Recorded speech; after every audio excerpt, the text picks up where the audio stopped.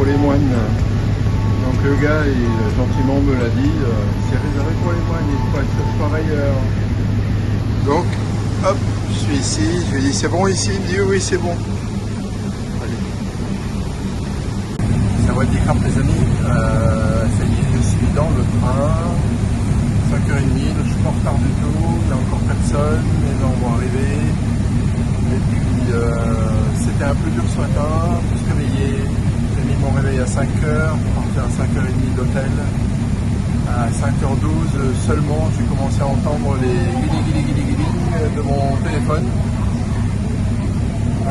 Donc c'était la course et puis voilà. Donc tout va bien. J'ai rien mangé, mais j'ai de l'eau, j'ai des bananes et le trajet va durer 5 heures je crois. Donc c'est parti pour Phitsanulok. Alors je suis mal réveillé, c'est Phitsanulok.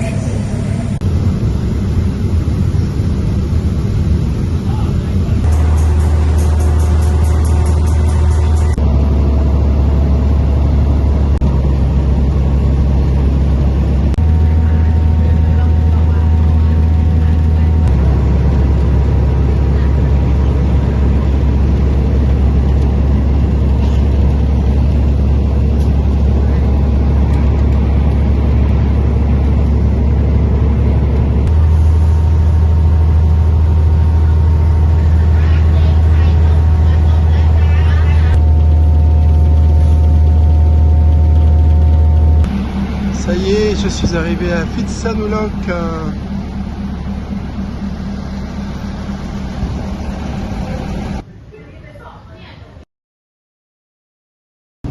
Voilà une belle locomotive qui n'est plus en service, qui s'est arrêtée en 1967, qui avait débuté sa carrière en 1919, bien sûr. C'est une locomotive anglaise. La ville a l'air sympa. On dirait qu'il y a la fête qui se prépare. Peut-être pour le nouvel an. C'est du 13 au 15, mais on est... Je sais pas, on est le combien là? Le 6. Bon, je me dirige vers la guest house, ou c'est un hôtel. J'espère qu'il acceptera avant l'heure de check-in. Il y a 7-Eleven là, c'est intéressant.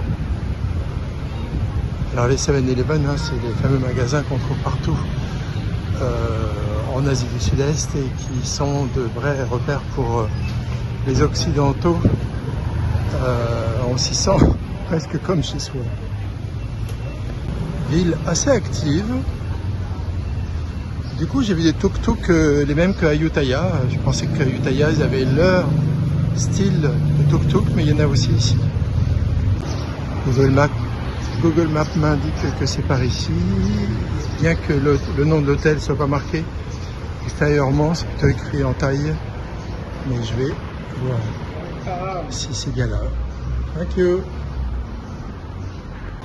Bon, bah, c'était pas le bon hôtel. Elle a eu le temps de me faire visiter 3 chambres. Elle pensait que j'allais donc les prendre. Alors ce serait en face. Où ça en face? Là, franchement, on va essayer en face pour voir là. Bon, il n'y a rien de marqué. Ah oui, c'est carrément différent là. Oh, ça fait vieil hôtel d'antan.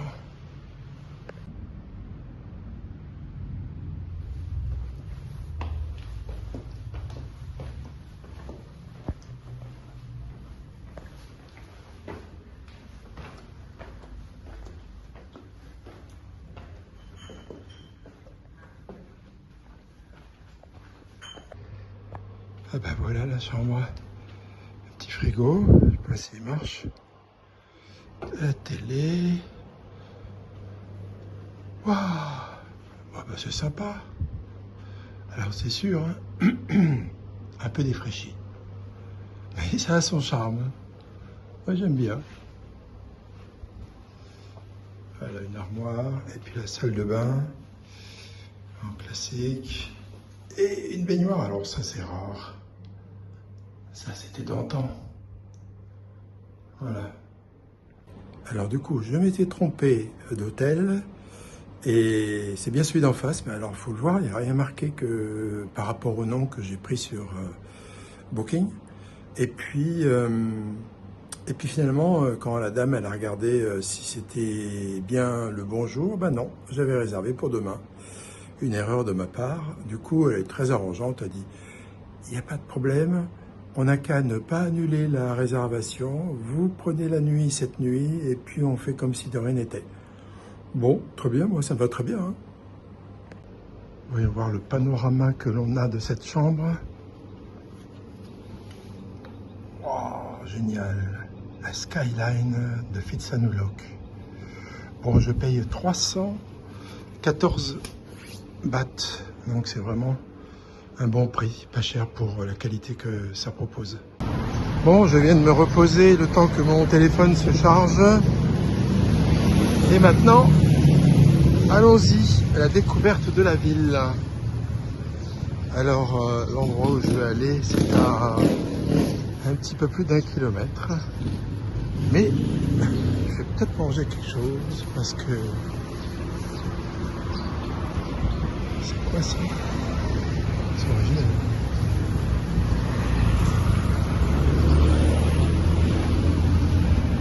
Parce que bah, j'ai rien mangé depuis ce matin, à part si quand même, à part 3 bananes. Je crois que les gens vont être prêts pour... regardez-moi ces gros lanceurs d'eau pour le nouvel an. Tout pour aller à l'école, avoir le bel uniforme. Une librairie, je n'en vois pas souvent, ça mérite d'être souligné, avec tous les journaux. Tout à l'heure c'était les garçons, maintenant c'est les filles. Tenue d'école. Des canards. Alors j'en aurais bien pris, mais il n'y a aucune table pour manger, il faut se l'apporter soi-même. Pas très pratique pour moi. Un petit coup de peinture et hop, ce serait tout de suite super. Donc pas grand chose. Enfin, ce qui est bien là, c'est que le passage piéton, il n'y a pas de moto, il n'y a pas de... c'est pas trop encombré, on va dire, le passage, le trottoir. Et en plus, il est un peu à l'abri du soleil. Ça faisait longtemps que j'avais pas vu ça. Retour au tuk-tuk traditionnel. Ça alors. Bon, j'ai trouvé un petit truc pour manger. Ça va être sympa. Voilà mon repas de ce midi. Du poulet grillé, des nouilles.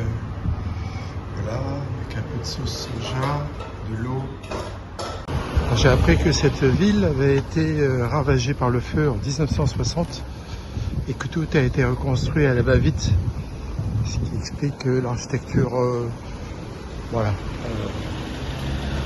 Mais je vois pas trop la différence avec les autres villes, alors je l'aurais pas su, ça n'a pas changé grand chose. Et juste en dessous, derrière enfin, la sortie de ce grand complexe commercial là, on se retrouve avec une petite représentation sympathique.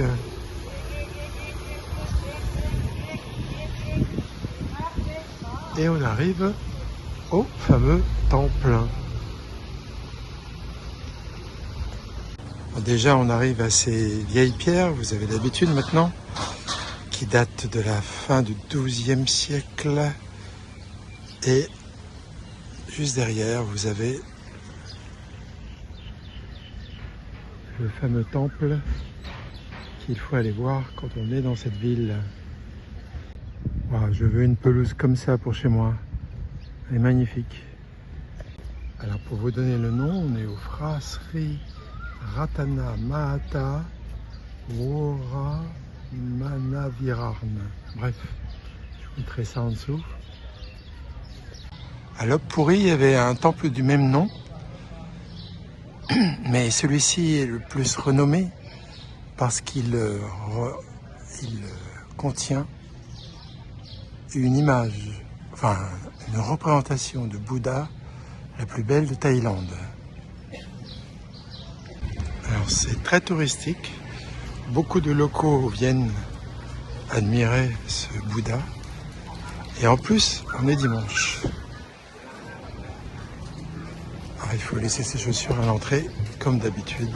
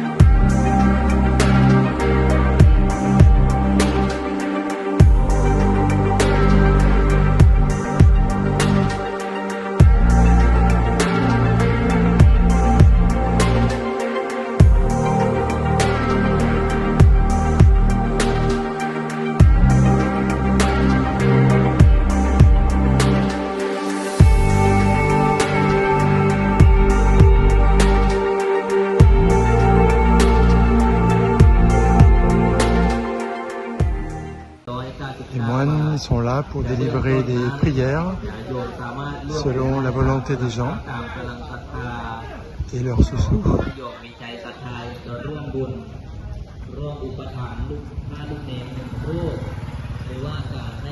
Je suppose qu'il y a un symbolisme là-dedans. Chacun peut construire son petit pâté de sable et y rajouter des... je sais pas ce que c'est. Petites flèches.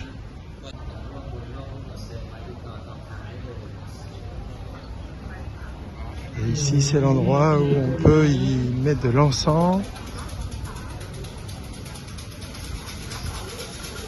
et utiliser les boîtes pour déterminer sa chance.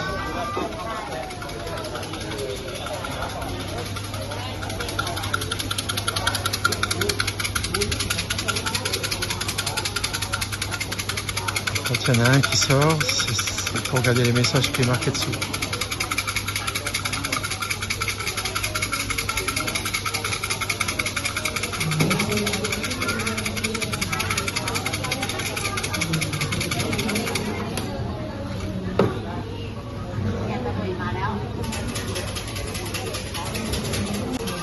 Et ces choses-là servent à allumer l'encens. Et après on plante son encens Ils ont même un système de bougies ici. Et là, c'est un gîte où il s'agit d'envoyer de l'eau sur Bouddha.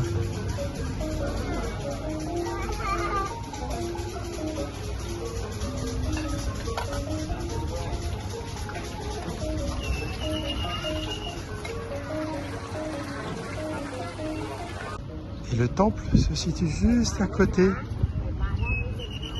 des bords de la rivière Nan.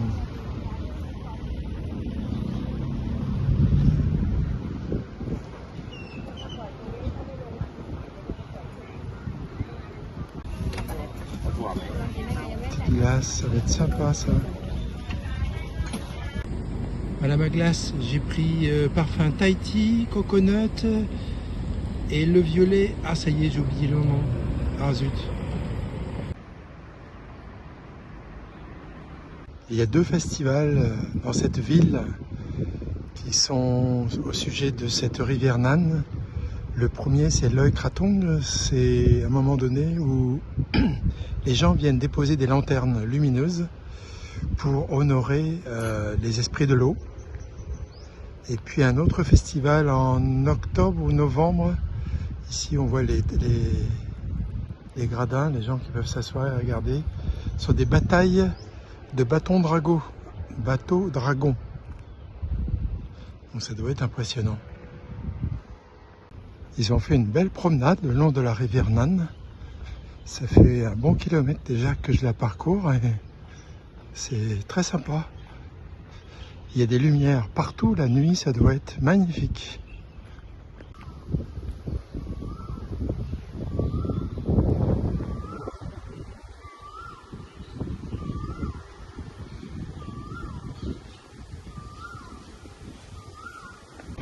C'est en train de préparer pour les festivités du Nouvel An.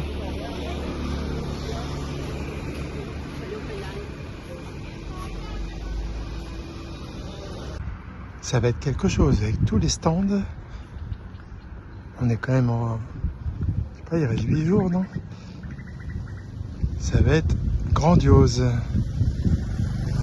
Là, ce sont des masseurs thaïlandais qui se sont installés et qui massent les gens. Alors moi, je me méfie du massage thaïlandais, c'est le plus costaud. Pour mon dos, c'est peut-être pas la meilleure chose. Là, ils préparent une estrade pour un concert. J'ai trouvé le coin des couturiers.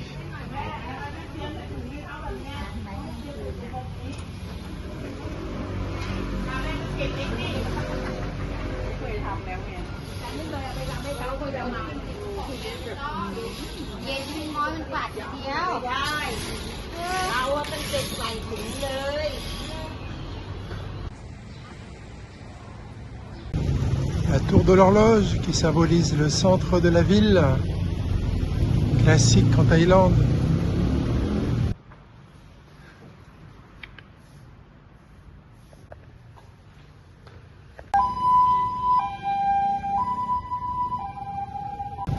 Bon, et bien juste à côté de mon hôtel, il y a le marché, le night market. Mais il est pas mal, hein, il est super, il y a plein de plats différents. Le problème toujours ici, c'est que les gens ils viennent manger, ils viennent prendre leur manger, ils l'emmènent chez eux. Et moi j'ai besoin d'une table, des couverts. Et ici, c'est pas le cas. Regardez-moi ça, avec le beau soleil qui descend là, on dirait des churros.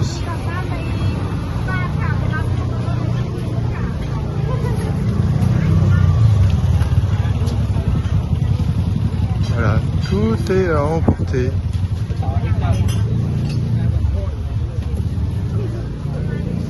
Il y a des bons jus. Si je trouve quelqu'un qui fait des smoothies, je lui saute dessus.